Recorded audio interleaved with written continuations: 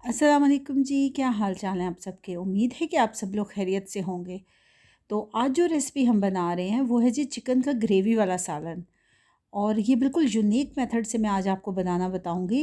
इस मेथड को अगर आप फॉलो करेंगे तो आपका सालन का टेस्ट बहुत ही लाजवाब बनेगा। तो चलें जी रेसिपी को स्टार्ट करते हैं।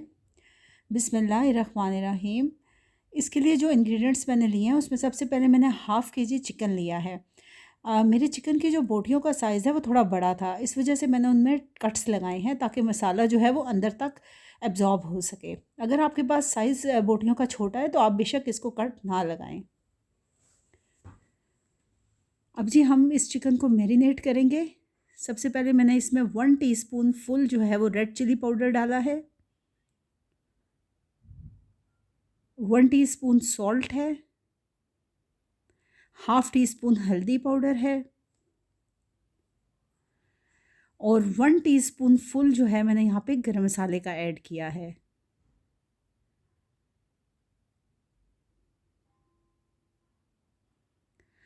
इन तमाम चीज़ों का आप अच्छे तरीके से जो है वो मिक्स कर लें। और चिकन को अगर आपके पास टाइम है तो 1 आवर के लिए मैरिनेट करके रख दें।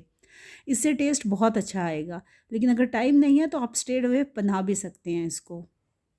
अब यहाँ ग्रेवी के लिए मैंने एक मीडियम साइज़ का प्याज ले लिया है और 2 मीडियम साइज़ के टोमेटोज़ ले लिए हैं। प्याज को देखिए जी मैंने स्लाइसिस में कट कर लिया है।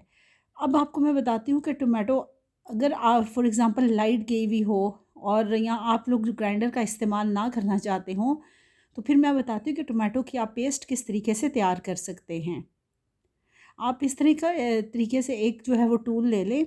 और ये देखिए जी मैंने इससे जो है वो टमाटर की पेस्ट तैयार कर लिया। और ये देखिए छिलका जो है वो ऊपर रह गया है। आप भी इस मेथड को फॉलो करें। इंतहाई जो है आसान तरीका है टोमेटो पेस्ट बनाने का। चलिए जी अब हमारे सारी जो प्रिपरेशन है वो हो गई है। तो अब हम जो है वो सालन बनाना स्टार्ट करते हैं। मैंने एक कढ़ाई ले ली है और उसमें हाफ़ कप से ज़्यादा थोड़ा सा जो है मैंने इसमें घी लिया है। और जब घी थोड़ा गर्म हो गया तो फिर मैंने इसमें प्याज को ऐड कर दिया है। ये देखिए जी प्याज जब गोल्डन ब्राउन हो गया है तो फिर मैंने इसको घी में से रिमूव कर लिया है और इसको पीस लिया है। अब मैं इसको साइड पे रख दूँगी। और जिस घी में मैंने ऑयल को सॉरी प्याज को फ्राई किया था उसी में मैं टमाटर ऐड कर दूँगी। और 2 से 3 मिनट के लिए इस घी में टमाटरों को फ्राई कर लें।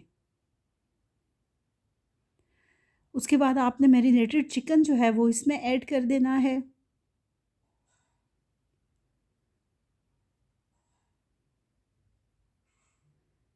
दो से 3 मिनट के लिए आप इसको इस ऑयल के साथ फ्राई कर लें। और फिर जो प्याज मैंने पीस के रखा था ब्राउन प्याज वो इसमें आप ऐड कर दें।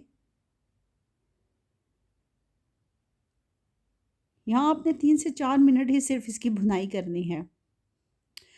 और अब मैं चिकन को कवर दे के जो है वो थोड़ी देर के लिए बनाऊंगी। ऑलमोस्ट 6 से 7 मिनट के लिए आप इसको ढक के रख दें।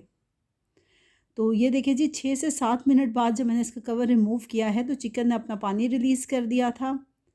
और अब यहाँ पे जो है आपने अच्छे तरीके से 10 से 15 मिनट जो है वो चिकन को भून लेना है। आपने देखा कि मैंने इस सालन में कोई लहसुन अदरक इस्तेमाल नहीं किया। और आप एक बार इसको फॉलो करके देखें, बिल्कुल भी चिकन में स्मेल नहीं आती।